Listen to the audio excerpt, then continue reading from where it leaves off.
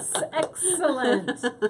Hey, everybody. It's Kate Richburg and Emily Miller. Yay! And we're live From Redwood City. from Redwood City. Sort here of at sunny Bead Shop. California. Yes, here at beadshop.com. We are ready. Back in the saddle. Back in the saddle to do a Facebook Live. I just want to make sure that we're up and running and everyone can see us and find us. It looks like people are jumping on. It looks like here, I think. Yes, people are watching. And let's get some comments to make sure that you guys can see us and hear us and all that good stuff. Looks like we're all set. Who were we talking to at the retreat? And you were like, you don't know what goes on right before the camera goes. Right? It is so true. I can't remember. It feels like we've had so much happen since our last Facebook Lives. Oh. We had our bead retreat, which was amazing. The bead retreat was Didn't we have epic. a great time? It really was. It was the best. I had really the best time with everybody there. It was genuinely from my heart.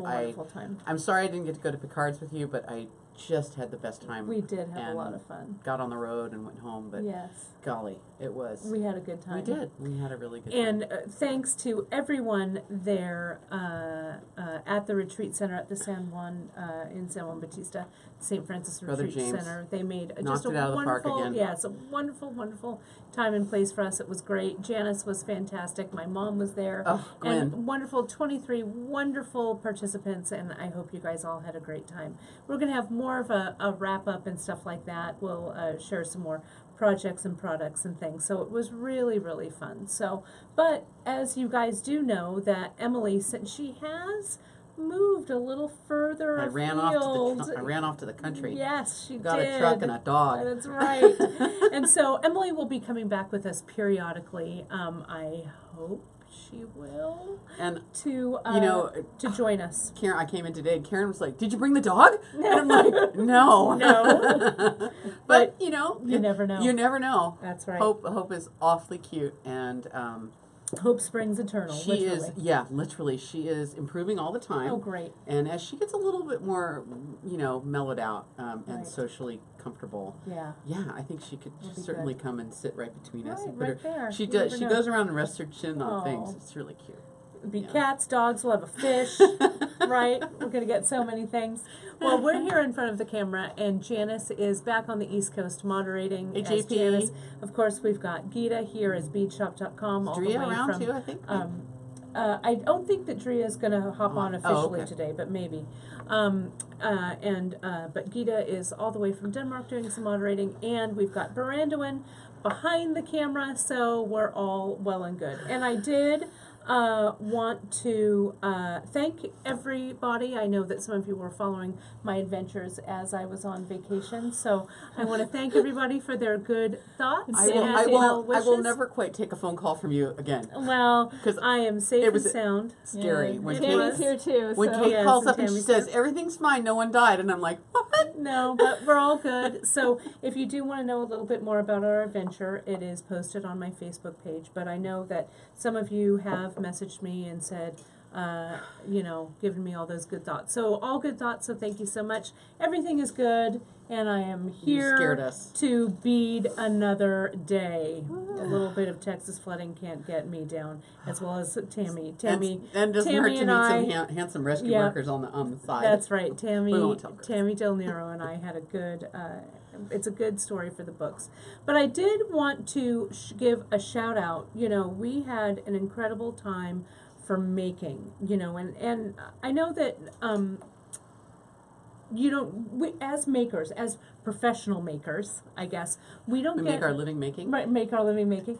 We don't always get a lot of creative time on our own. And so, kind of coming from the bead retreat, where we were just, right in the middle of all this making and creating, and there was one moment during, I think it was like on Saturday during the retreat, where everything maybe it was Sunday, I can't remember, everything escalated up to this crazy, I think it was Sunday, there was a crescendo. Yeah, crescendo of we could not pack any more creative moments into that time and space. It was really, really incredible. So going from kind of that to straight onto, and those of you who, some of you know that I did this, Tammy Drennan Del Nero, who is watching, who is part of our bead table, she and I went to Texas to the Makery, and it's a creative studio, teaching studio that's run by my friend Francesca Watson. Francesca is a very gifted metalsmith, and she hosts instructors, very renowned instructors from all over the world, really. This is one of Francesca's pieces that I'm wearing. Stunning. I know you spied that right away. Everyone spied wait, that. what's that? I don't know that we can. I would one love of her to. pieces. We'll have it in the episodes and we'll or something because the details are amazing. It's such a beautiful piece, and Francesca does really wonderful finished jewelry as well. And you can check out all of her classes and things all at, if you just, I think it's Makery Arts or the Makery in Bulverde, Texas. And so I went to study with Charles Lutenbrain, who is, he's known in the metalsmithing world for his fold forming techniques. He's known for, but I mean, I actually came across him the first time when I was doing a lot of researching into patinas for metal clay. Right. And he doesn't necessarily work with metal clay, but he has written some really great treatises on patinas and the things that affect patinas and how you get a repeatable patina. And everybody knows about liver sulfur, and that blackens a silver or a silver black, but there's hundreds of other mixes, recipes that you can put together to get different kinds of color effects on your metal. Right. And he's much a traditional metalsmith, so he's not using alcohol inks or any of the other things that are kind of around now. He's that traditional metalsmith, and it's so nice to have. It's so nice to have that basis. And metalsmithing traditionally, when you go to learn metalsmithing, you kind of start out with the basis of it. Yeah. And you do everything by hand, sawing and filing. When you get a little more advanced, you go, oh, I can use this power tool and do that in about a quarter of the time, or I can use a hydraulic press and punch out these shapes over and over again. And I was always so impressed with his writing and his grasp of a subject kind of totally. And to be able to be a teacher and turn around and tell other people about it, I really need to have the groundwork and have all that as my kind of my basis. And so I am a bit green with envy over that event that you got to go to. Well, it was, I just linked the studio, Francesca's, it's makeryarts.com, and it's all in there for you. The cool thing that I kind of my takeaway from this, I'm trying to get this into comments mode, there we go. Some of the takeaway is that, and honestly, it was the first time I had ever taken a class, really, like a metalsmithing. I mean, I've taken other classes, but like a metalsmithing class. And what Charles really imparted, he imparted a lot of that kind of metalsmithing wisdom, which was really cool. And it was really great to, Francesca create such a welcoming environment in her studio. I can't wait. I have some photos I want to share with you, the way that she stores things and the way she has things laid out. It's really fantastic. But I feel a remodel coming on. Right, in a remodel of the studio. It's so true. Getting so many ideas. It was really interesting to be on the receiving end of that kind of instruction. And so I was there with 11 other, there were 12 of us, 11 other metalsmiths. And it was really interesting, like the exchange, the give and take, all of that. So I really, really felt, kind of had I think the experiences that, that you guys have being on the receiving end of the education. So it was pretty cool. And you know, one of the conversations I had at the retreat, and I had so many conversations in small groups, but what I've experienced through teaching is, and this really, I think this goes for teaching anything, that you learn so much about what you're teaching while you're teaching it. And to be a student and be able to be on the other side and watch someone who's a really fine teacher, it's such a good experience. And you take a breath. You're not when we're teaching, I always feel like I'm at the circus. You know, I'm twirling a plate and I'm juggling some balls over here. And you're the ringmaster. And I'm the ringmaster. So you're right. Not only are you doing all that, but you're the ringmaster. Hopefully it looks like I'm doing it effortlessly and that I've got all my balls in the air and everything's hanging tight there. And all my trapeze artists are not dropping each other. So I really want it to look like that, and it takes some work and takes some effort, but I learn something new every time I teach a class. I learn something about myself. I learn something about the technique I'm teaching. I learn something that the students don't even know I learned. Yeah. And if you want to learn a subject really well, turn around and teach it to someone else. Yeah. So I talked about this a little bit with a small group, I think, or maybe it was a bigger group, but to pick someone out in your life that you like and that you want to pass on a skill to. A neighbor, a friend, a relative, whomever, and sit down and show them how to do something. And it can be fun, but think about making it fun. You know, here's how to do a wrap bracelet, here's how to make a wire wrap, here's how to make some earrings. And you will be amazed at what you will learn about the technique while you're trying to describe it to somebody else. It's kind of enlightening. Well, what do they say? They say, learn one, do one, teach one, right? I have a better one for you. I have show them, have them do, tell them what they did, and have them do it again. So it's this like 4 little steps. I show them what you're going to do, I tell them what you're going to do, I have them do one, and then I have them do another one. You know, I want them to do multiples, and the more multiples you can do and the more times you repeat yourself, the smoother it comes out and the better you're conveying your idea. Well, and I think that I'll get off my soapbox. No, I like your soapbox a lot.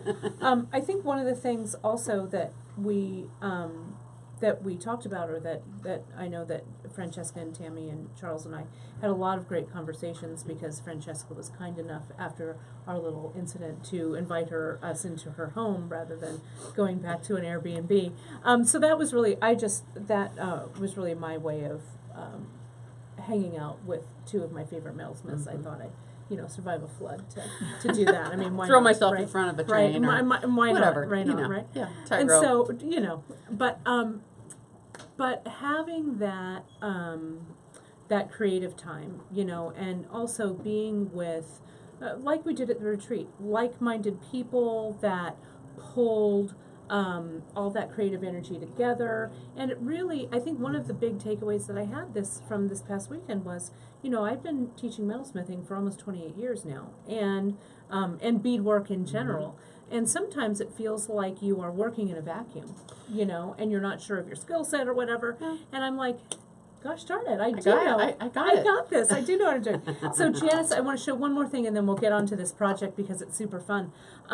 So Janice kept teasing me the whole time, and you were there when she said, Kate, you're going on vacation. Yeah. You're going on vacation because you wanted to make a hammer. You're going on vacation because you wanted to make a hammer. And part of what we learned from Charles at the Makery was how to make some tools out of tool steel we use. So I just wanted to show you that I did make a hammer. I did, in fact, Janice, make more than one. Make hammerheads. And there are 2 here. I made a tiny little riveting hammer that I'm going to set in a handle. I've got some ideas for a handle. So this is the planishing side and the riveting side. And then I did a second hammer head that's going to be like a forming hammer. And I did these, steel sparks and all. It was really exciting. So I will let you know how that turns out, because I'm going to put those into handles and hammer it down. So I think time. I know that in metalsmithing, it is part of your training, really, to sometimes make your tools. To make your own tools. You should have seen, had you been there, right. Francesca and I were actually shouting across the room at each other every time a light bulb went out. And I saw that she joined up. Oh my God. So it was really, and Francesca, we would look at each other right here, right there, across the room. And because once you learn, and I can't wait to share with you some of the things that I've learned. Once you learn how to kind of manipulate even I got the space for metal, a grinder. Guess who wants already on its way. Guess right? who wants a forge? right. Charles, we made a little forge. It was super exciting. It was so exciting. Did you build it out of kiln brick? We did. It was so exciting. Welcome to Tool Time with Kate and Emily. Screw this beads. We're gonna light it on fire. It was really cool. So I think this actually Janice knew creating forging a hammerhead really got my creative juices flowing. So it was all safe, we're sound, I'm back. It's Amen. all good. Tammy and I both made it back, and it was fantastic. So what's life without a little bit of adventure? Well, you called me and dropped this weird bomb on me, and Ed and I were in the car. Well, I had to call my people to make sure to tell them. He was listening to it on the speakerphone, and we got to where we were going, and we stopped, and he goes, "Holy cow! Do you need to call her back? Are you sure she's okay?" Yeah. And I said, "I think she's all right. But I'll call her back in a little while." And then okay. I texted you a couple of times. Yeah. And it was like, I'm okay. Yeah. Suffice it to no say words, that no words. flash floods in the Texas Hill Country are no joke. Not to be fooled with. But a big shout out to the Bulverde, Texas rescue team and the hospitality of everyone there. We got out just fine, and we live on to meet another day. Wow. What are you going to do? Wow. You take it in, Wow. you take an adventure, you take a rest day, and back at it. back at right. Right? I can't leave you guys hanging. We've got beading No. to do. No, we've got things to So make. let's talk about what we're going to do today. So this is a project. So when Emily and I were talking, we've been so busy, with our August. We took August off, no Facebook Lives, and we really were trying to make me sure that that we had things planned and stuff. We had nothing planned. So I said to Emily, what are we going to do for... Don't tell people that. Well, show off I know. Keep your trapeze artist to yourself. We were completely ready. We were so ready for this. But I told Emily, I asked her, we need a good, quick project for a lot of reasons. Number one, we need something that we can kind of pull off quickly. That's a sample that's fairly easy. But also, it's almost the beginning of October, if you're watching this Somebody live. said this at the retreat. Christmas was 100 days away at the retreat. Right? It's right around the corner. Yeah. This, though, you could bang these out and I'll tell you, in no time. Fast. Fast. And they really have a lot of what Janice likes to call, what we like to say is curb appeal. Yeah. And so you said, let's do this kind of float thing that I do, Emily's float. And I thought it's really great because it showcases and highlights kind of, say something beads, or special beads that you might want to highlight. It's also nice to see the thread, and we talked a lot about that at the retreat when we were knotting and doing illusion knotting, that the silk threads that we use, these Griffin silks that come on the little cards, they're kind of a single serving of thread. Right. Maybe you could eat 2 necklaces out of it, but it's really kind of a single serving, and I don't want to not show any of it. Right. I want it to be part of the design and part of that focal interest in it. I am also really a fan of things that are super drapey and drippy and have lots of flow. Right, have a lot of you know, sexy movement. Yeah, and this could be long, could be short. I adapted it to actually hold a pendant as well. So you can do big, small, there's And no we're going wrong to show bead. some of these. We've got so many. So why don't we actually move Camera, the and we camera can talk around about and some we of can talk these. about this. Yeah, absolutely. Before Brandon does move it, you can see, and we'll show this a little bit closer. The one that Emily is wearing, this was her original inspiration for this piece, and you can see this is a 3-strander.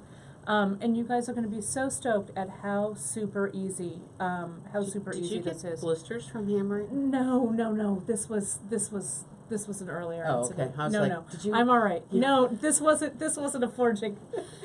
On the way, a big forging accident. Let's go I was ahead like, and she move was this really over. hammering. No, I wasn't hammering that much. Not that much. Great. Go ahead, grab Oh, that. yeah. Grab that camera. And let's take a look at this. So I want to go over the exact things that we're doing for this, but I want to say that this is why I'm so in love with this project is because, oh, perfect, thanks, Bran. I'm so in love with this project because you could use dang near anything. So, Em, take your necklace off, would you? And let's start breaking this down, okay? So this is 3 strands, and Cindy Brooke just asked, Emily, are those 3 separate strands? So they are 3 separate strands, and the way that they came together, these were crocheted or something together, right, Em, maybe? Yeah. Crocheted together. So this is not my piece, you know. No, this is a piece I purchased, and I just loved the look of it. I have to say that the quality of the pearls is not so great. Yeah. It's a little iffy, but the piece looks beautiful anyway, it looks right? great, and it was really an inspiration for me to see this piece. And I had done this technique in a little bit different mode, not really working with the thread on the outside of the beads. And this just solidified it for me. So it was a great technique to kind of pick up on. And I didn't love the thread that they used, which is, I don't know what, maybe some nylon. The ending is, it's okay, but it doesn't move me the way. Right, it's not amazing. A button or a clasp might I mean, move it's me. okay. Yeah. But I really love the play of all 3 of these strands together. And so the evolution of this project, like we say, we're going to use silk. We're using the Griffin silk with this bead cord, and we're going to be using size 6 today. Though you can just match it, and we'll show you what Emily's going to be doing in just a second. But you can use anything. People are mentioning Ceylon. Yes, you can use Ceylon. Absolutely. Of course you can. Yep. I'm going to wait till you see my Free Tip Friday, what I'm going to do with the same technique with other threads that we have. So talk a little bit about your samples, Em, that you have here, because they're so good. Well, if you were a retreat participant, you know I have a jar of mixed pearls. And a little bit fewer than you did before the retreat. I shared very generously. You did. And which was great. I really love working with pearls. I love that, for me, when I'm trying to match something, you know, you might say, do pearls, all these pearls are all different colors, did they go together? They actually kind of do, because the finish on them is the same. Yeah, their answer is sure. They sure do. And I picked a kind of a light green, like this guy right here, for the thread, right? And you'll forgive me if I don't know the color. I think it's the jade. Jade. Yeah. Jade. And I love how that So color delicious. is the kind of unifier also between all these beads. So the beads could be kind of different as long as there's something that kind of brings them together. There's some space where they're not so crazy and nutty. Here's one with 2 sizes of very similar pearls. Look at this. And these beautiful, you know, we carry our blue iris pearls and our purple iris and the petite rice pearls. Those would all work with this. Oh, yeah, absolutely. Really gorgeous. And Cindy Brooke also just mentioned wax linen and Chinese knotting cord would look amazing. Yes, absolutely. And I would say, and there's questions about what size Ceylon and stuff, you guys, what you need to do with this project is test your hole sizes and see what works. I might look at, to start, cut it down the middle and check how fine Ceylon I think works. fine would be a good, that's a good kind of ballpark one. Yeah. There might be times when you're going to use the go micro and you might want to go down. You want to go down, yeah. But this really is something that you need to test. So these 2 in the pearls, you know, when we're talking about making gifts for people, you know, any person who has to go to an office every day would wear one of these. Oh, for sure. And or go out at night with a black one, you know, with the pearls on it. Yeah, I love it. These were some... those vermeil? These are actually blown glass beads, kind of like Christmas ornaments. They are Venetian glass. Yeah. Yes, it's hard for you guys to see that, but... Aren't they pretty? They are and they're so kind special. of matte, and they're super light. But they're fragile, and so this is a good place to use them because they are protected. Fragile. Fragile, indeed, indeed. Yeah, and then really cool. you guys know I love trade beads, and this was just some watermelon trade beads and some little stripy ones in between to give it a little oomph. And again, when you say that, you know, if you only have a single strand of these or if you have a limited amount, it really showcases the say something beads, you know, the kind of the special bead that you might want to all those age kind of Picasso really show off. finishes that All we have, the age Picasso. all of those, and mixed with some pearls would pearls be amazing, downtime. As well as the African trade bead, the little African gooseberry trade bead. Oh mix. yeah, so beautiful. Yeah, beautiful. And you know what else would look great? Padres, your age Padres. 110 popcorn Padres would look great. Be amazing. This would even work with chips. You know, it would little absolutely connection of chips. And would you know, be it'd be cool. fun to have like this one is got a big pearl and a small pearl. You could do a big pearl and a chip. Yeah, it would look so good. And it's a great way. Chips are a great way to get semi-precious, like inexpensive semi-precious. Absolutely. That has some negative space and stuff. Yeah, and you might also have, somebody's birthday. You could pick a semi-precious chip that's so their good. birthstone. I'm looking at them on the wall right now. We've got them. We've got beautiful ones. Yeah. I'm seeing them. They would really, really go well. Elspeth from the retreat just jumped on. Hi, and said Elspeth. Hello. Hi, Elspeth. It's good to see you. Good to see you. I miss our retreaters. I do too. Now this is one you brought it out today, Emily, and I'm like, when we do these, where did that come from? Yeah, give me that. Give me that strand. Because this one here, these are 11/aughts and a size 4 thread. Yep. This to me has a lot of the same feeling as your bead crochet. Bead crochet. Bits and pieces. Bits and pieces. But it also also has a feel of chain, right? Right. Since you use that metal seed bead, all of that. So I thought, well, while I'm doing our second colorway of this, you're going to do, why don't you pull in what you're going to work with? So we picked out some gray, number 4. Because come on now. I am a sucker for monochromatic. Yeah, I am too. And look at that. I'm just going to open it because I think the opal that silver line alabaster seed bead, right? So pretty. That's very size pretty. 11. Very cool and frosty. And that's all. And then you had this floating around, because Emily has things like this floating around in her bag.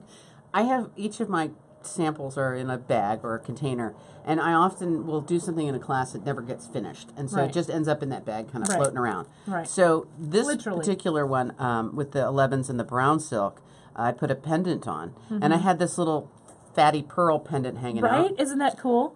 So I thought that would look really pretty with that. And so that's got a little make mixed metals. Nug, and they're so pretty. Yeah. We can make that same thing with our mini hoop, and we grabbed maybe we'll do 3 on those. Yeah, it'd be really pretty. A little cluster action. Yeah. So we've got that, and we've got the bright head pins. So we kind of put that together. So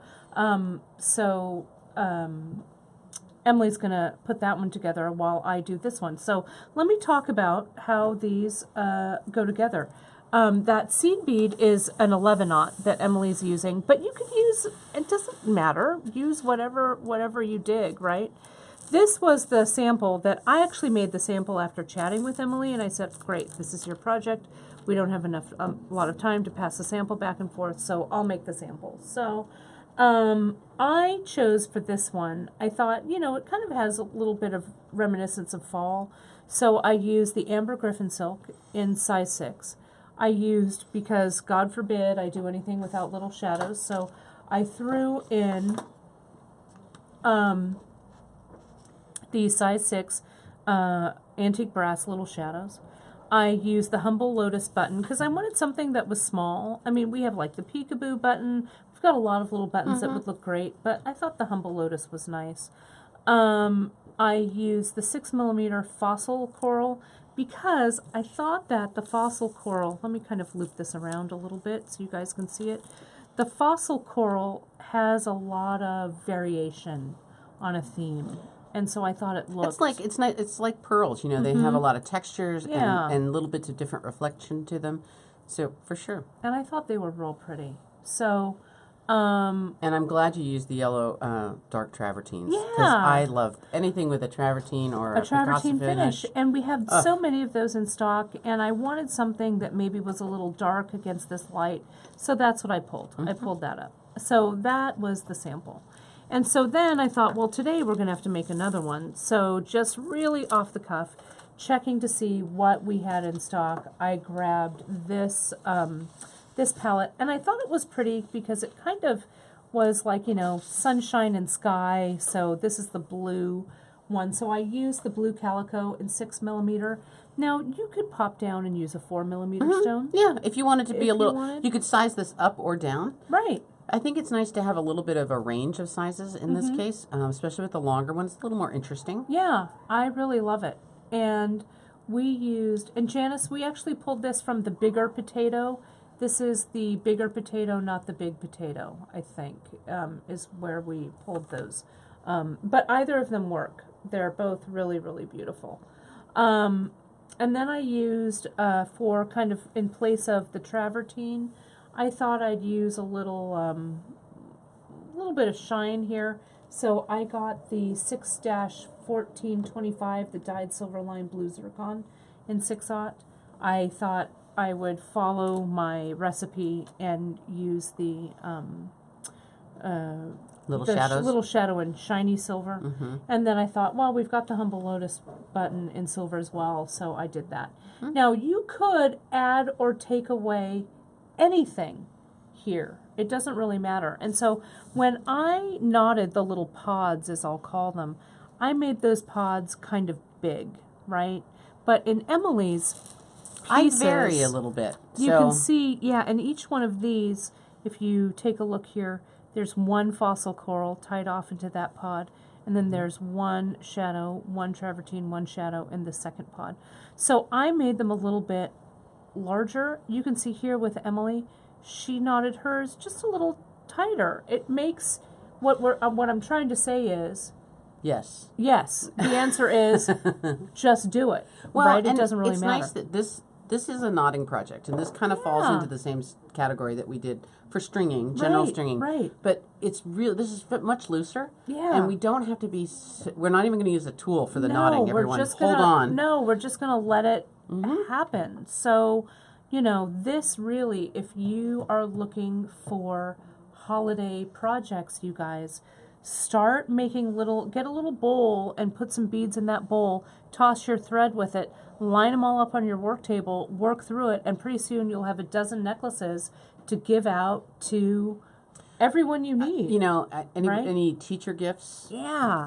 So you have good. somebody that you work with at your office that you've pulled their name in the office pool. Pool. I mean, this is like it's perfect. It's perfect for that. And it's totally wearable. It's not something that's going to get regifted. I can guarantee you that. Yeah, it won't. If you know that they have a special love for something, pick that. Yeah. But you could use all of your. I like to have my pearl bowl, which is her jar, which is just filled with mixed pearls. Yeah. You could do mixed seed beads. You could do mixed stone beads. If you just have a pile of beads left over from a different project that you're like, oh Lord, please don't let me sort those beads. Well, or if you're lucky enough to have some beads left over that you really love. Right. You worked with them and you said, oh my God, I want this again. I love those beads in that project. It was the most fun ever. And knock another one out with a different technique. And something like this, let's look at the closures real quick and then we'll get started. Something like this, and I can do it actually on this one.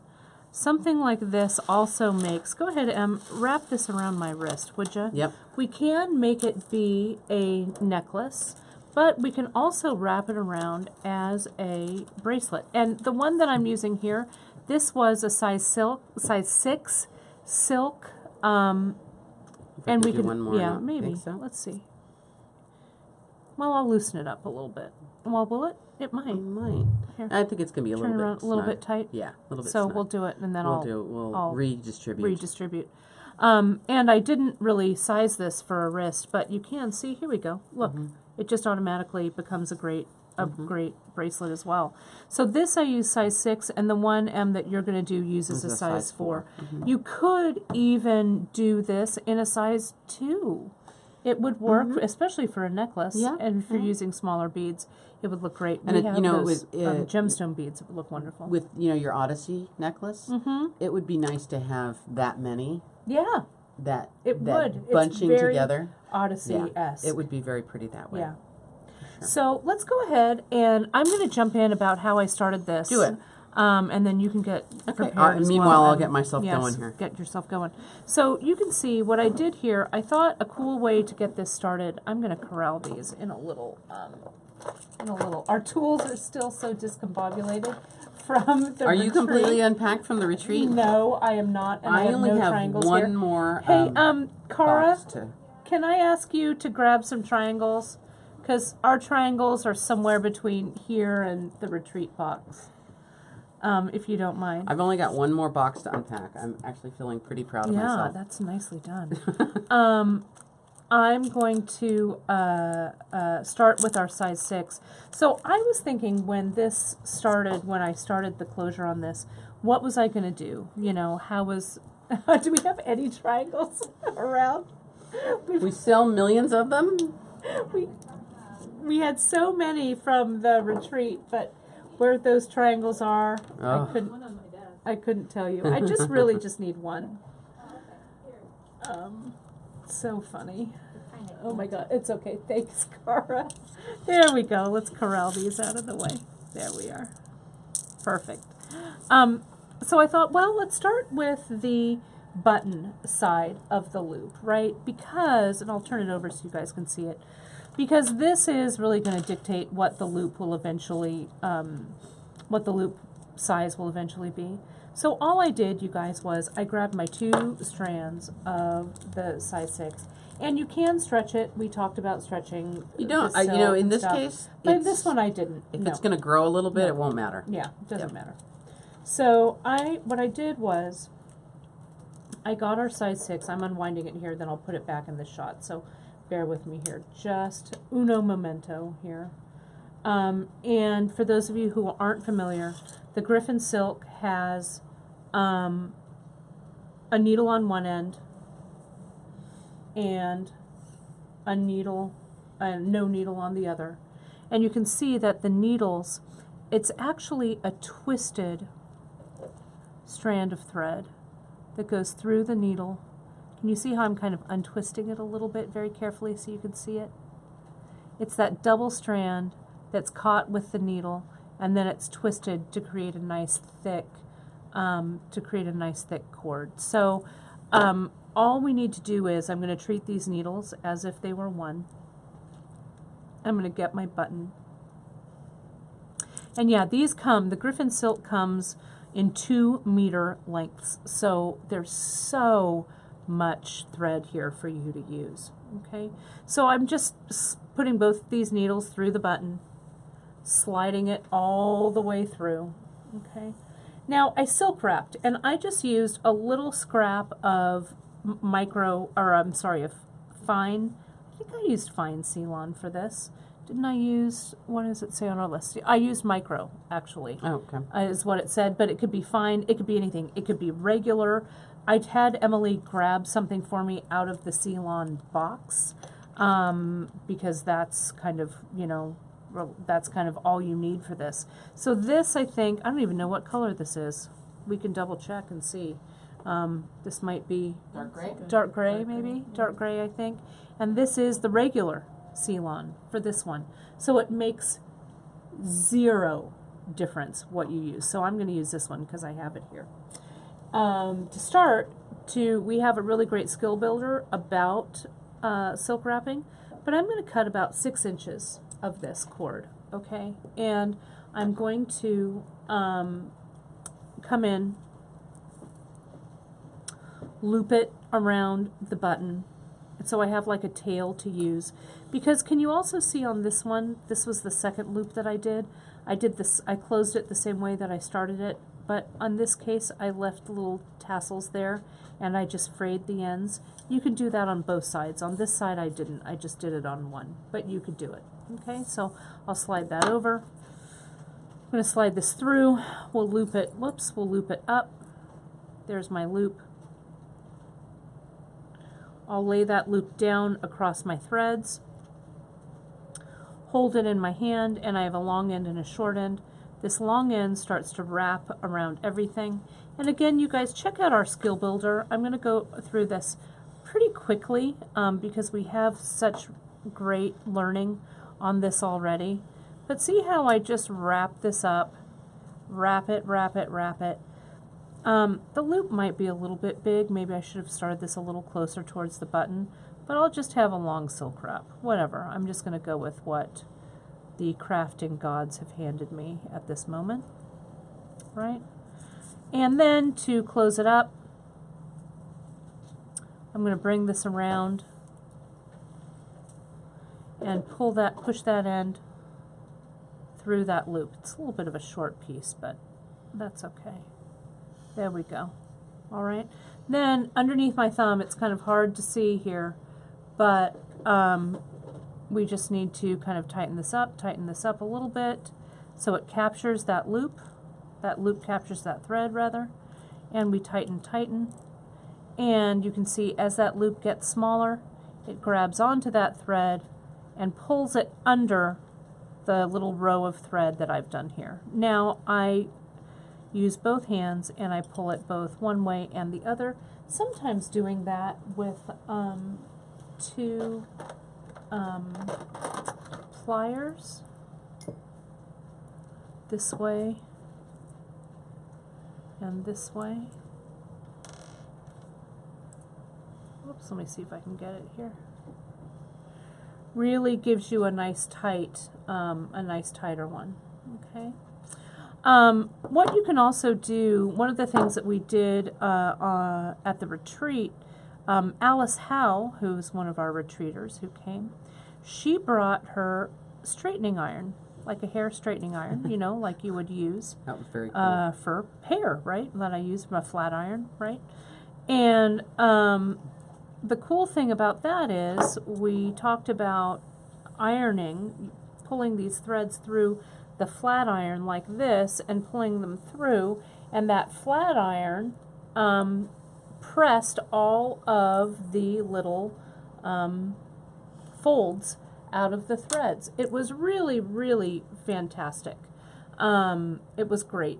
The flat iron, and you can get a flat iron very inexpensively, just at the drugstore. It was a really great tip from Alice. It was really fantastic. Today I'm just going to work. Had I thought about it, I would have brought mine. It doesn't get a lot of use, but I do have one. Had I thought about it, I would have brought it. But so now I'm just going to cut away this extra thread that I did my silk wrapping with. I'm going to cut that away. No need to add glue. Because the ends are underneath here, and I'm not going to take off these little, well, maybe I will on this side, just so they don't get in the way. Okay, so now I am ready to make my, to start my project. So I'm going to get, it looks like we've got some shadows over here. Are these little shadows? This one is open, so I'm going to open this up. I'm going to put those in. And so now this is the part where I say, you guys, you do you, okay? So, oh, Veronica is saying that she has a mini travel flat iron that would be perfect. I'm going to look for a mini travel flat iron because I think that would be perfect. I think that's something new to add to my stringing arsenal. That's a great idea. And Colby just said there are tons of flat irons at the thrift store. That's also a great idea. Great idea. Really, really terribly clever. So right here at the button, I started with a smaller, the smaller group. So I'm just going to choose one needle. All right. So I'm going to put on my shadow, my size 6, and another shadow. Okay, my 6/0. And let me tell you, it doesn't matter ever for this project which thread you work with. Which thread you work with. No, never. Oh my God. So I'm going to slide these suckers up right here. Bam. And I need to decide how big to make what I'm calling the pod. So I'm just going to hold my fingers there. I'm just going to tie an overhand knot, which is essentially a loop, and my threads go through. That's how tough it is. Now I'm just going to kind of come in, terribly difficult. I'm going to come in and just kind of treating these beads now as one. I don't even really care where these end up. I'm just going to tie it tight. One of these? I need to make one of these for Mary. Oh, you It would be right her for She would love it. Don't you think? She would love it. Yeah. So now, can you see if the knot might be a little uneven or whatever? I'll just pull on each of these threads once to maybe even it up. But even then, I don't really care. You know, not so worried. Either way.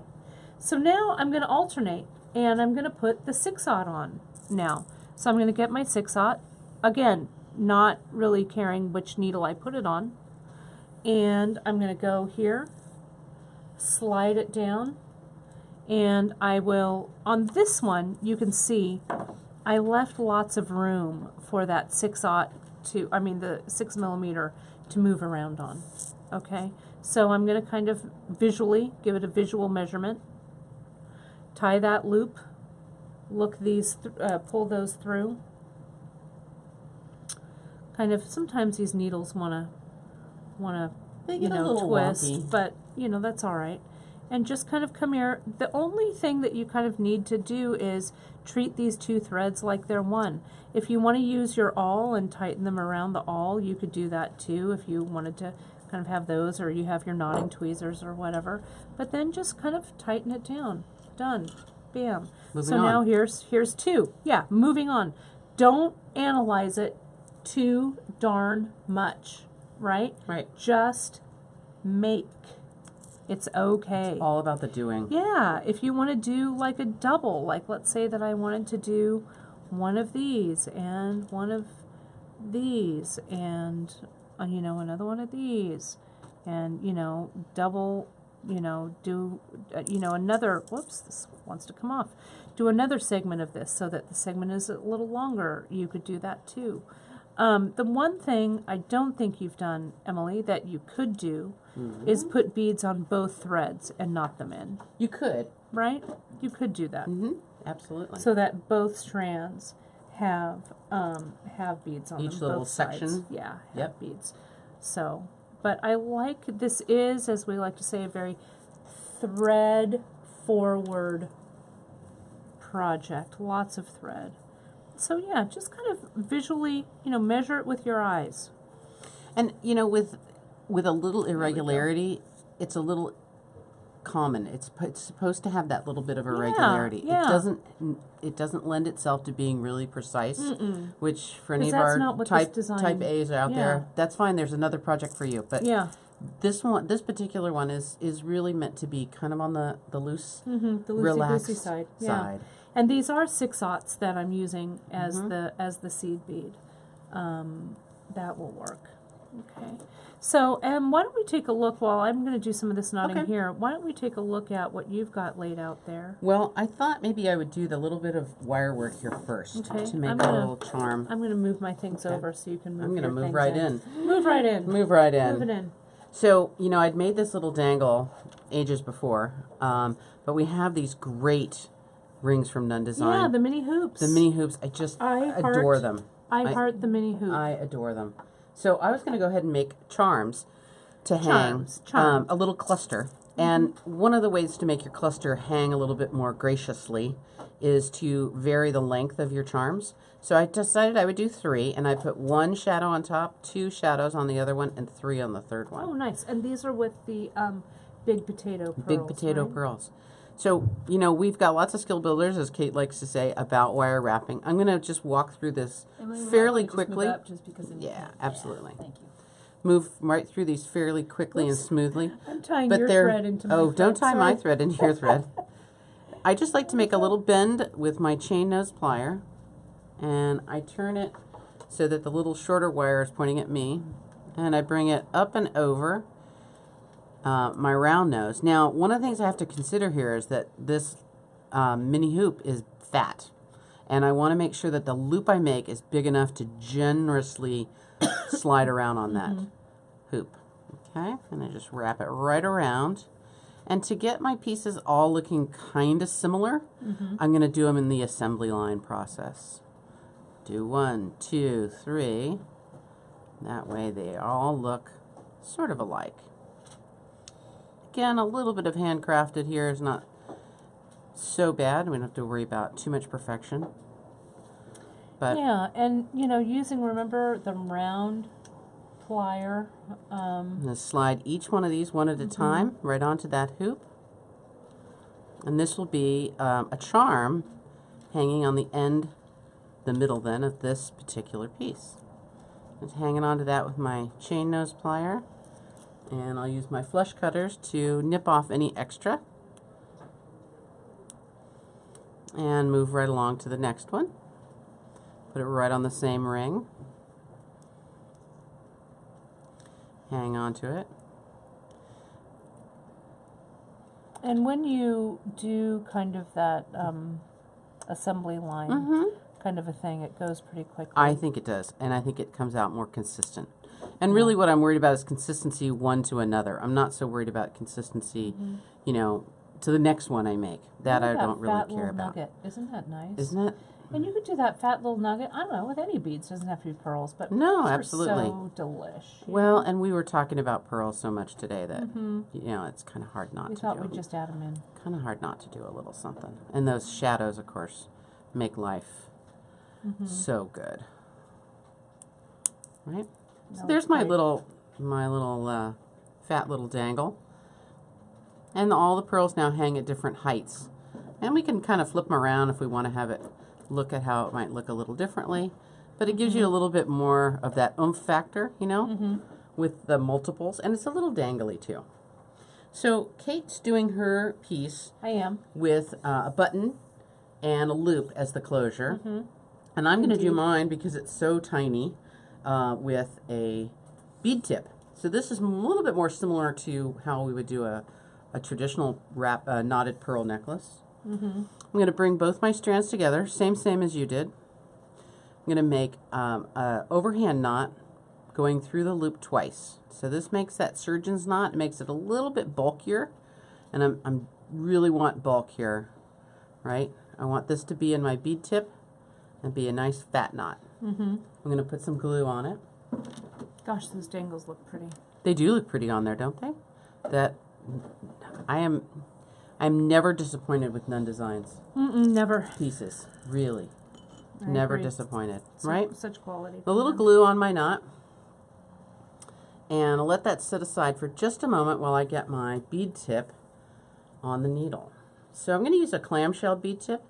And, you know, bead tips come either the clamshell style or cup style. The clamshell just means that it has those two little shells that would close up like a clam, if there was a tiny clam living in there.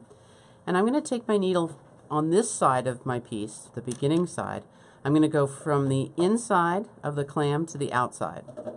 So when I get around to the other end, I would do it the opposite direction. I'd come in from the outside to the inside. And the trick is always to just kind of remember that your hook needs to be positioned so it's going to be pointing towards your eventual clasp. Right.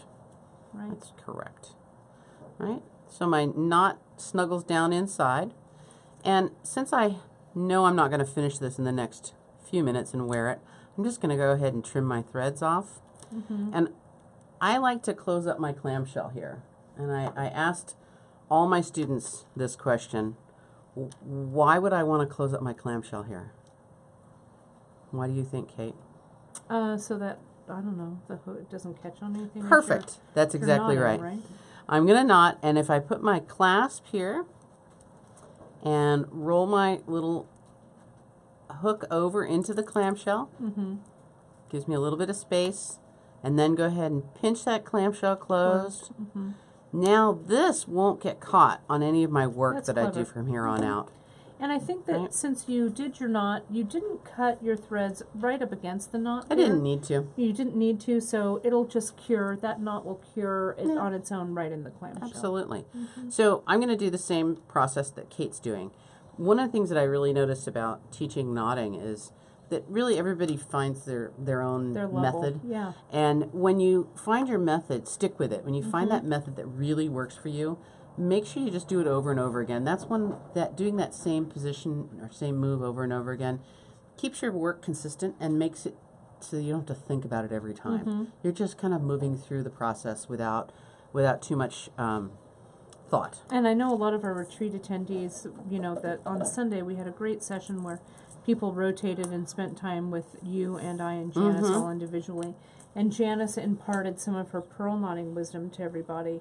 And, you know, I know that for some of our retreat attendees, it was a little frustrating to try and get their hands to work and stuff. But the more that you practice and the more that they practiced it, the better and it just got easier. smoother and smoother. Yeah, and you could find Janice's pearl knotting handout right here on our website on beadshop.com under class handouts. So every time I tie a knot, and I'm going to tie both threads together, I make a loop with my fingers, and I bring through the last thing I added. And so if I remember to do it that way, I find that my threads don't get separated, I don't get tangled with my needle, I don't get knots with weird loops in them, things like that. It just tends to make it more consistent. So there's my first knot. Oh, so you tied a knot up there. That was clever. See, what I did was, and I guess my silk wrapping kind of acts as a knot, Yeah, right? absolutely. That's what it does. Right. And I'm going to pick up a bead and slide it down. Now, these seed beads are super small. So do I leave a big big pod, as Kate's calling it? Do I put several seed beads in there? Right. Could do that too. Yeah. Might look really pretty with three little seed beads in there. Might make it go a little more quickly. You know, I'm going to wrap around again. The last added thing comes through first. So that would be my seed bead. That was the last added thing. Oh, smart. And I'm going to bring my knot down, and I'm going to keep my pod kind of on the small side, I think, for this one. Well, and I think the more with the seed beads, like when you, let me pull this one in, so if people were late, they didn't see this one. This, when it has the smaller pods and the seed beads, I feel like it really has a chain kind of feel to it, which I really dig. And that's what I sort of thought doing that particular piece was, I was making a chain to hang something else on. Yeah, in lieu of a metal chain. And you know, you could, a short one of these would look super pretty with a tiny little delicate dangle on it. Yeah, and you could even mix, like you could add a length of chain to the clasp and have this hanging with the chain. Oh, yeah. Yeah, it look really absolutely. pretty as a layered piece. Yeah. Just gonna move that knot down there and tighten it up. Really pretty. And so you can see, you guys, the sky is really the limit on these. You don't have to, you know, don't belabor, you know, oh, what am I going to use or whatever. If you have a little pile of beads on your beading table that you never put away, use that. What about the seed bead that you bought and you just don't know what to do with? Right, because it's so pretty. Or oh my God, let me just say this right now. 2 words. Monthly mix. Yeah, it's perfect for the monthly mix. Oh my gosh. That's what we need to do. Maybe that's a brand one. You were just talking about that. Yeah. That might be the thing. It would be so pretty. Yeah. Right? Really pretty with the monthly mix. And it's easy and fast. So easy. You know? And Kimberly Crawford just mentioned in the comments, she said, for those of you who are newer, it's so worthwhile to go back and read and watch Janice's pearl knotting. Oh, yeah. And the story behind it. She says it's one of the best educational features of beadshop.com. Thank you, Kim Crawford. Very nice. You know, Janice has been pearl knotting forever, really. And I said this at the retreat when we were doing our breakout sessions, that it's really, I think that pearl knotting, though Janice will start to laugh, that pearl knotting is really a very important skill, or gem knotting or bead knotting. Because once you have the knotting skill down, you can take it wherever you want to go with it. Though, as always, we always kid that wire work is the backbone of jewelry making. But it is very important to I don't know, to get if you don't know how to down. peyote stitch, you know. Yeah, well, I mean, it's true. It's true. So, you know, we all have our personal faves, and we all sort of tend to lean that way. I think one of the things that spurred me on to learn so many techniques was that I would see something and I would say, oh my God, that's really cool. I want to learn how to do that. Right. And it didn't matter that I had just learned how to do something else. Right. It didn't matter that I had never done that before. You know, whether it was wire or knotting. I learned knotting from a wonderful teacher, and I'm going to forget her last name, but she was a 2nd or 3rd generation jeweler from New York. And so her family had been doing this stuff all the time. And she said, we all started out with pearl knotting. That was like the first thing that you learned. You learn how to do. And that was part of the foundation of what you learned how to do. Yeah.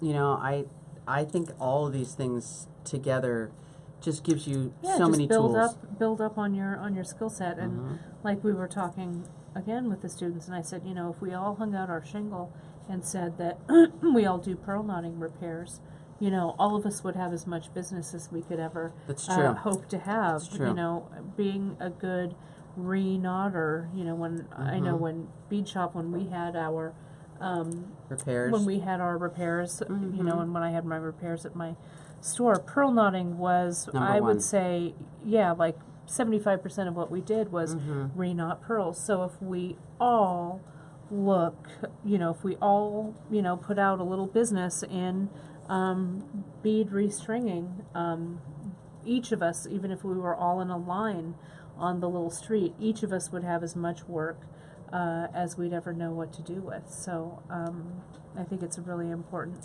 skill to have. And you're both using the Griffin silk, right? We are. We're both using And you're Griffin. using, Kate, you're using size 6 beads. I am using the size 6, and I'm using the size 6 thread, and you're using the size 4. And I the think 11s. it's really, Look how and the delicate 11 that ounce. is and It's just pretty, gorgeous. you know? And this is really something that that you need to, if you're deviating from our recipe, which I hope that you are, you just need to test your threads. Right. You know, see what fits, what visually looks right for you. There is no wrong answer. Can I show you a little thread trick that I showed my retreat students? I like a trick. I don't know if you ever saw this or if you knew about this, or you probably did something similar. Let me see. So Show me that trick. here's the Griffin silk on a card, right? Size 6. And if you use, this is 2 meters, so a little more than 2 yards. When you use it up, you invariably have a little piece left over. Right, extra. Right? So here's the leftover that you had. Maybe is 14 or 16 inches. Not really enough to make another knotted piece with, probably. So the little card that it comes on has the number 6. Right. So I will take any leftover and I'll tie just my overhand, classic overhand knot, because I know that's what I'm going to use next. Right. Right? And then I can try any bead on here that I might like and look and see what that knot looks like up against the bead, right? Right? So now I know visually sort of what that color and that knot looks like. That knot size. And if I want to store this, I just save it on the card. That's really smart. And then I only need to save one of each size, but if you have lots of colors, you can save one of each color as you use them up. And I have this one sort of saved, and I leave the knot on the front. That's smart. So I can see it. Yeah. and I can put a bead up against any bead that will fit, see if it fits on the thread, and see what the knot looks like. Well, and that's a really good tip, because I like, a lot of times, a smaller knot will hold more than you think it will. A smaller size thread. A smaller size thread, Correct. right? That knot will hold more than you think it will. I figure that if I'm making a piece like this, I want to see the knots, even if I do pearl knotting. Most definitely. I've struggled to put those darn knots in there, so I want to see those. Well, that's knots. part of it. Yeah, it's part of your design choices. Otherwise, why would it come in all these colors? And people were asking, I think Ginger was asking, is there a Ceylon sample? This is the regular Ceylon right here. I think this is regular. Is this regular? I think that's it's regular. Yeah, and this is regular right here. And that one micro. is, that one's fine, I think. Is it the fine or the micro? I thought it was micro. I don't know. We should get it out of the drawer. Okay. We'll grab one. I'll go grab one. Will you grab it? I will. So I think that this Ceylon that we have here, instead of also bending it over a needle, you could just stiffen the end with some glue. That way, you know, if you wanted to have the needle, you know, my little trick where I put zap glue on a baggie and I run the end of the thread through that baggie to create a stiffened end, that would work really, really well. And so, you know, just I would gather whatever Ceylon you have there at home and just check the weights of it. The micro might be a little thin for me visually, but again, it just depends on the length. So Emily's got some of the threads right here. So here's the regular Ceylon. So this was actually the fine, and this was actually the micro. So this is regular Ceylon. Yep. This is the fine, and this is the micro. And so the regular also would look great, and you can see the regular Ceylon. With some chunkier beads. Yeah, is very comparable to this size 6 that we've got here. And I think the micro is comparable to the size 4. Or I'm sorry, the fine is comparable to the size 4, and then the micro is comparable this would to the look 2.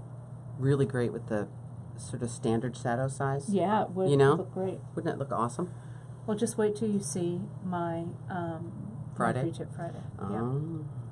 And yeah, for this project, adding thread might be too much of a pain in the butt. I wouldn't. I would just use a long length. Yeah, one of the things that I like about these silk threads is that they are a single serving, Yeah, and I can and they're easily like use 2 them. meters. They're plenty So, of thread. If I made a shorter one, I could probably get 2 out of it. Yeah. But this nice long length, I can really pick and choose how long I want that length to be. And one of the things that Janice just pointed out, it doesn't really matter which side you put your thread on, but you may want to go back and forth a little bit, try to, so that your threads come out fairly even. Though I haven't really even seen that be an issue. No. And my threads, you bounce back and forth and it probably equals out in the end. Yeah, and these are still even. Yeah. They're still even. Yeah. So I don't think it matters. I don't think we're having a, and Cindy said she's practicing with regular Ceylon as we're going along, and she said it looks real nice. Awesome. You know, this might also be another time to do a self needle. I was just mentioning with the zap glue. Should I do one? Sure. Do we have zap here? We do. I'll show you guys how I do that, because some of you do you have a plastic bag over there? That I don't know. I don't know. Yeah, I do. I have a baggie. Hand me the zap, and I'll show you how I do this. So I do this self needle trick a lot of stringing techniques that I do when I don't want to add a needle. So can you see I've used our zap glue, and our zap is really it's really great for it's awesome. Just a fast bond, but it's perfect for this as well because it sets so quickly. So here's my length. So I'd get my Ceylon and I'd reel off however much I wanted. I'm just going to reel off a short amount here because I'm not going to string this for real. But I'd look at maybe, I don't know, a couple of inches of thread. I'd put that in my little puddle of zap. There it is. And see how I use this little baggie kind of like a squeegee, and I just push it in? See, I'm pushing that zap really into the thread, like that. Really, really nice and tight. And I'll do it one more time. I'll get it really in there. Try not to get it all over my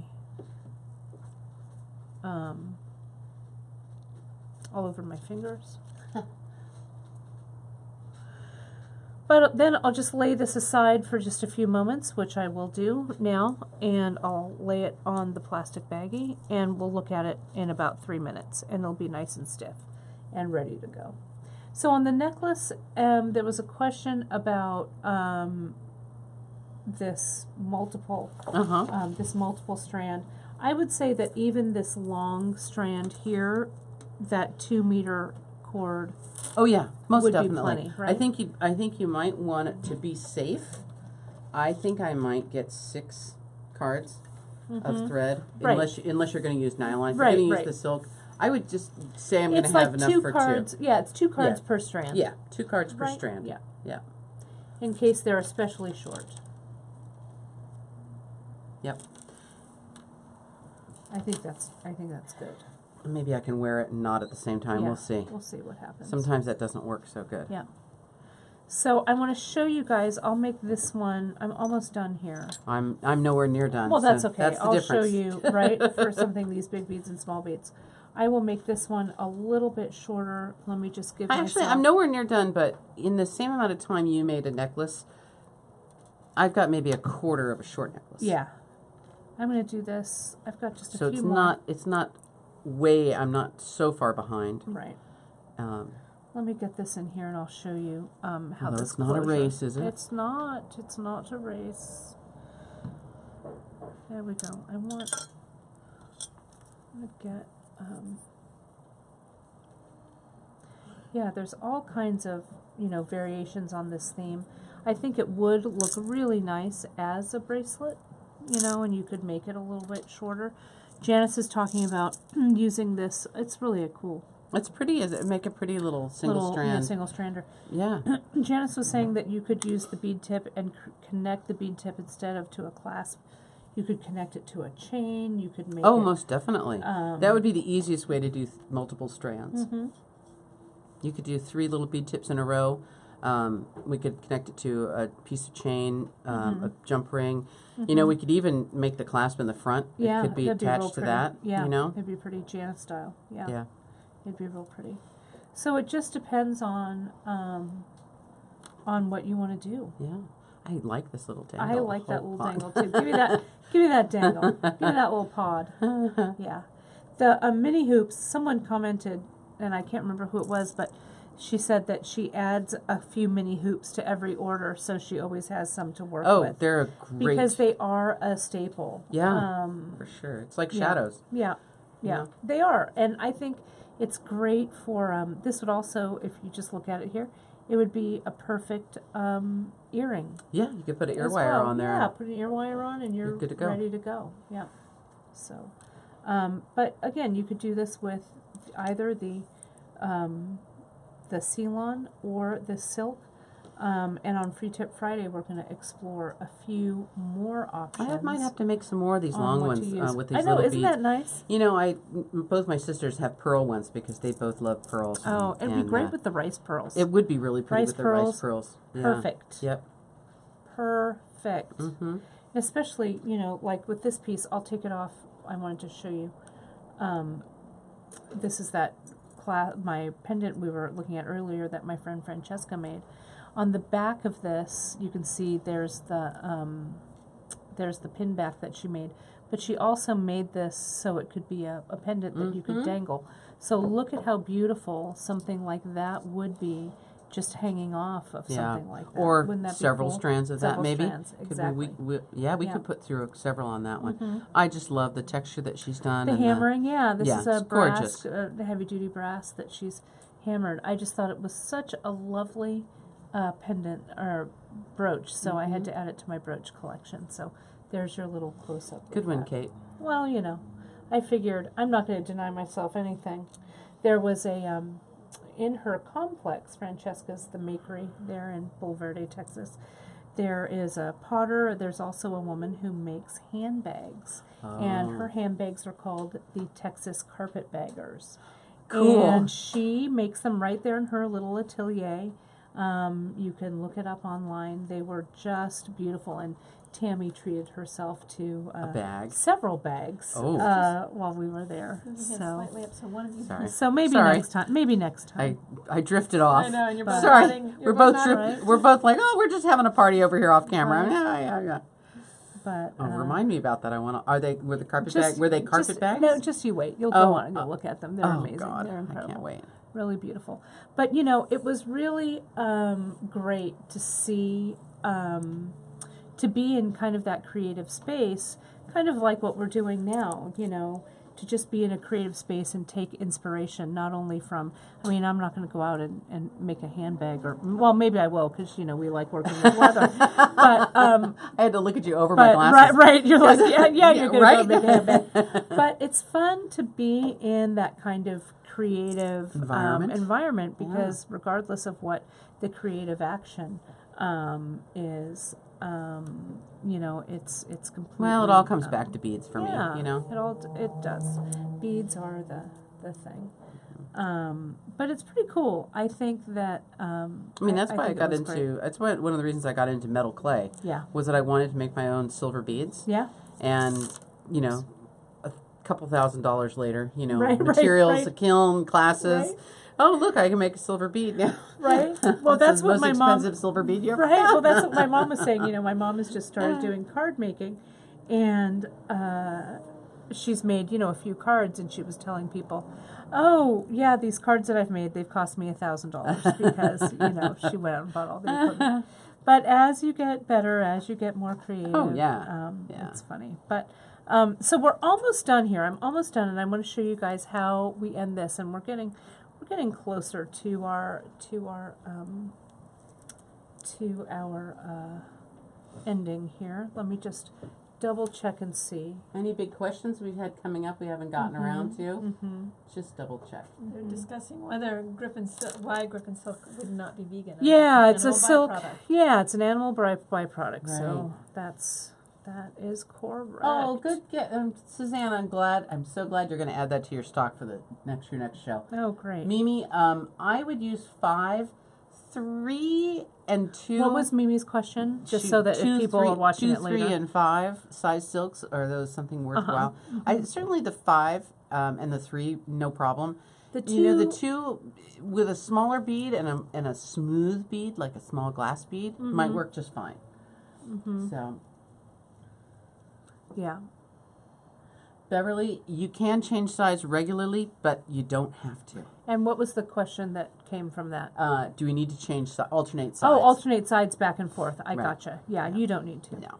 So this is, I'm just going to finish this off with this little pod here that matches. So I have that 6mm, and now I'm going to do my my little pod here with the 3 the 3 beads. I've got a shadow, a 6/0, and another shadow there. So what I'm going to do, what I did for the closure here, and I'll pull this up. You can see the closures there. I'm just going to go ahead and silk wrap it closed. So I'm not going to tie a knot here like this. Though you could, like Emily did at the very beginning of this one. See how she isolated and put a little knot there? Well, that was like the first knot. Yeah, and I could finish with a knot there and then do my loop, but I'm just going to do my loop. Yeah. So what I did was, when I started to think about this, I could string these with some small beads so that the loop was covered. I could do that. But when I put the 2 strings of thread together, 2 strands of thread together, it was it moved around a little too much. So I thought, well, I'm just going to tie a knot there to hold them together. I think it's kind of cute and decoratively. I thought visually it looked good too. So what I did was I kind of brought everything around, and I took a look at how much thread I would kind of need, right, for the loop. So I kind of did like this. And then I kind of went like this and went, okay, that's kind of going to be the center. So I'm going to tie a knot there.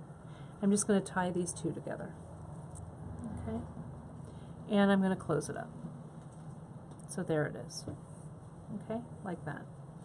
Then I kind of brought it around. I lined up that knot at the middle of my button. And then I kind of brought everything around. So I knew that about there is where I was going to do my silk wrap. So let me get, I don't even know which cord I used. Did I use this one? I think I did. Yeah. No, I used this one. No, you used a bigger one. I used that one. Where's that? Give me that thread. So let's click this off or trim it off, and then I just make my loop. Look how cute. That's so stinking cute. Well, they haven't seen it. I take it off, and I'm just going to wrap all of this together. So I'm going to just give it a wrap. And again, you can consult our silk wrap skill builder for all of the nuances to do this silk wrap. Sorry, I want to make sure it's nice and tight here. There we go.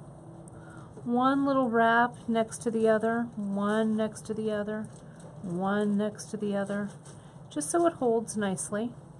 I think I want to make it a little bit longer. One next to the other. And remember, that last little pod is there too, so we don't want to make it too tiny. And I'm just going to come through and get this thread end through that loop. Hold this down to pull that loop so it captures the thread I just pulled through it. Pull it underneath the wrapping so it's nice and tight, and then I pull on both ends to really tighten it up. It's an old sailor's knot, one of the first knots that I learned how to do way back in the day when we were a brick and mortar store. So clip that off, and now this ending, you can see here, that little ending, I added those little dangles just to give it a little bit of visual interest. Because you could. Because I could, right? What? Right. And I could do a macrame loop. Selena asked about a macrame loop. You sure could. That would look amazing, right? I think a macrame would be fantastic as the loop closure, for sure. Yeah, yeah. And then I really just kind of randomly went here, and I'll tie the knot. I'll tie a double knot through. I just had a amazing idea. Okay, talk to me. I can't tell you. I have to do it first. All right, I can't wait to see it. Tease us about that. Right, so this goes down. I'll tell you if you need to use it Friday. I'll just clip it. And then I still have, as Emily said, all of this kind of extra thread, so I'll get my little thread. I've saved my little paper here, and I'll just rewind this back because it's still plenty good to use, right? I'll put the needle in. Absolutely. And so that's And you know, back. by process of subtraction, we know if you have enough or not to make another one. Right. Right? And I definitely do Yeah. on there. So see, I just kind of fray that end to let it fray, and then I'll do the same thing on the other side. And let me get one of these. I think they're really quite pretty, quite versatile. And you know, we have also on beadshop.com all of those really fine gemstones. You know, if you haven't explored our gemstones category, Janice we have a vendor that we have been working with like for almost 20 years, right? And so the quality, we just don't kind of go fly by night and get our gemstones from anyone, because the gemstone world is fraught with all kinds of, you know, sometimes you never quite know. Lower quality. Yeah, the quality that you're getting. Whoops, I pulled this a little bit too tightly, but there we go. Now it's back. So we really want to make sure that our gemstones are of the highest quality. So if you check out the gemstones category, we've got some really fine, like garnet. Wouldn't it be pretty to mix the pearl and the gemstone? pearl and garnet and stuff like that. That would just look, I think, incredible. So if you are making like a special occasion kind of a piece, maybe getting a higher end stone, this will make a higher end stone go far. And I would use size 4, or I might even have to go down to the size 2. Yeah. Okay. And that would definitely be a self needle on the Ceylon, on any of the Ceylons. The Ceylon, but you could use the size 2 silk. Yeah, that's true. That's for true. that, and it would look great. So this is coming right along. So here's this. So this just goes through, and you can see, and yeah, I could put the pearls, or you could put the pearls on there. But here's this shorter necklace here. So let's take a look at your. I'm about halfway along on a necklace, but I think that would look super how pretty sweet. that would be. Right? Just hanging right off of there. And you could put it on and take it off. It doesn't have to stay on there. It could be removable and so perfect. Something that you could try another time. Yeah. I think it looks great. Yeah, I do too. I really like the little cluster look. Yeah. You know? And you could, like I could have also, I thought about this too, you could even, before you silk wrap this closed, you could put the closure, that dangle, right through the loop or things like that. So there's lots of ways, you know, that you could do it. You could also, like Emily did her little wire wrap connectors there, you could add some wire wraps into the little pods here too. So for sure, those would all work, I think, work together really, really well.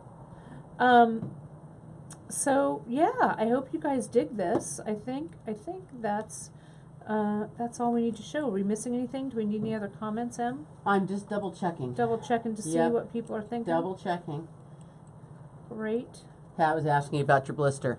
Oh, yeah, my blister's fine. My blister's fine. Okay, well, let's go ahead I think we're move this around. Patricia just said, what about 2 different colors of silk? For sure. Absolutely. It would look great. Absolutely. It would look fantastic. I'm going to pass this camera back to Brandon, and she's going to put it back up.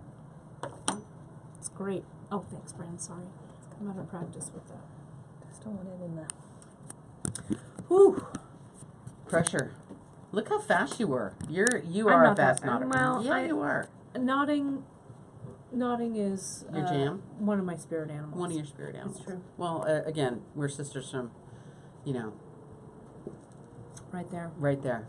Oh, No, it was really that fun. would help if I had that. That's what's wrong. There we go. We got this. It's been a while. Right. And the rings that we did the pearl cluster from, Lori, those are called mini hoops. So if you just go, anytime you want to find something on the Bead Shop website, our search feature is pretty powerful. So if you go to beadshop.com, right at the upper right-hand corner there's a little keyword search. And you just type in the keyword that you're looking for. So you could type in mini hoop, right?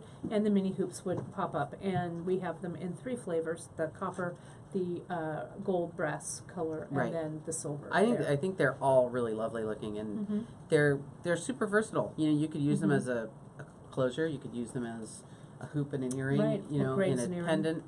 We've used them on. Did we put them in on a Tahoe or on one of the multi-wraps? We did. I have it in a wrap. I have it in that message in a bottle thing where we use some of Cynthia's green girl pieces. So it's a great focal to hang things from. Yeah, it's really good. So we've got a few. We got some business to take care of. So as we said earlier at the beginning of the broadcast, this is Emily's last broadcast for a while. But don't worry, she still has a great presence on our group page, and that's the beadshop.com community, the bead table, so you'll find her there. And don't you worry, she's going to have more projects. I'll be around. Yeah, and you'll come back for some Facebook Lives and stuff as well. We'll get those scheduled. So don't worry, you haven't seen the last of our Emily Miller. I keep turning up like a bad penny. Indeed. And so we're really, really thankful. We're very thankful for that. Next week, Janice and Drea are going to be going live during our Facebook Live time. They're going to be going live from the East Coast. Janice is going to work on her abacus. Oh, good. I love that piece. Yeah, it's going to be great. Cool looking. And then Cara and I, during that time, we will be in the air flying to Solon, Ohio. I am filming not 1, not 2, not 3, but 4 episodes of Beads, Baubles, and Jewels. That's right. So fun. We're going to be doing that on Thursday. So Cara and I will be coming at you live on Thursday from the backstage, behind the scenes at Beads, Baubles, and Jewels. We'll have Katie Hacker on, and I don't even know who else is filming with me that day. It's got to be fun. But we'll have some fun special guests. I don't even know. Who are you going to meet in the green room? That's right. Who's going to be? So we've got somebody struggling over there who really wants to be on camera. Really wants to be on camera. Look Let's how get that big he naughty is. baby. Let's get this naughty pants. Oh, look how big he Naughty is. pants on. Alfie wanted to come up Alfie. and say hello. Hi to all y'all. There he is. Alfie, look at the camera. There he is. Look right up there. Look, there's everybody right there. So he's there really good. There he is. What a handsome boy. Yeah. Our baby. We have a giveaway We today. do. We absolutely do. And we have a coupon today. We do. We have 2 things. Because why not? Alfie's You want me to take him? Alfie's all, give me that thing. No, I'll move him around. Okay. Because he wants to see what's going on over there. Don't be biting. Okay, so Be a first good boy. off, we have a giveaway today. If you There we purchase go. something in the next hour, Let's get the cat on the table. There he goes. I've got this one. So today is Wednesday, September 26th. all day. And if you're watching us live and you are placing an order between right now, which is 11:59 a.m. on the West Coast, and about 1 p.m. Pacific Standard Time, and you put knotted up in your notes, you are going to be in the drawing for, we have one of our retreat bags. And these were the bags that we gave out at the retreat. The logo designed by Karen and Janice. Janice's artwork right here. Janice's artwork, and It's full. it's full of goodies, full. including a baby jewel loom, including a full Xuron, Pliers. flyer, a right-angled Bent flyer, nose. bent nose. chain nose. There's a bead board in there. All kinds of cool stuff. Our sponsors were very, There's very some pins in there. there's all kinds of cool stuff. So that is the drawing. So in your shipping notes, you'll want to put Knotted up. and that's for orders, between now and 1 o'clock Pacific time. Now, we also have a little coupon for you guys. If you want to get your silk and string materials and stuff, it's today only, the 26th. It expires at midnight tonight Pacific time. If you add string 25 to your coupon code box, it'll knock 25% off all of our stringing materials. Includes good time to stock up, and it includes the silk. So so that's that. That's what we've got. Karen, you bringing that baby over one more time? Maybe he's eating not. lunch. Oh, I heard him he's crying. having. Ivan hasn't. He's crying. He says he says, He Mama, wants give me lunch. I want But my lunch. let's have him say goodbye one more time. Bye. He's licking his chops. I know. Did we take him? He says no. Give me lunch. Give me lunch. All right. Say goodbye and you go have lunch. Karen, he's very food focused. That boy, kind of like his mama. Okay, so I guess that's it. So next, you're gonna see me for Friday. Free Tip Friday. I can't wait to kind of expand on some of these ideas that I've got for you here. And next Wednesday, you'll see Janice and Drea working on abacus bracelet. And then October, we have so much fun stuff coming up. So we'll see you guys. We'll see you guys soon. Yep. And I'm around the internet, so feel free, message me or Yeah, email. you can still. You got questions? You bet. You can still find Happily do Emily it. at emily@beadshop.com. Yep. So don't you worry. Yep. All right. And I guess that's it then. Oh, don't leave me, Emily. Just kidding. I know. You're not going far. I'm not going far. All I right, mean, no you guys. farther. No further. Yeah, no further than Lake County, Missy. All right. Well, thank you so much as always. And I just wanted to give another quick shout out. Thanks so much, you guys, for your support as always of our wonderful small business. You know, we may look Absolutely. fancy, but we're a little team. So Yep. we really appreciate all of your support as always. All right, my dears. Small but sweet. See you. See you. Bye. See all See y'all. y'all. See you soon. Bye. Bye. Have fun.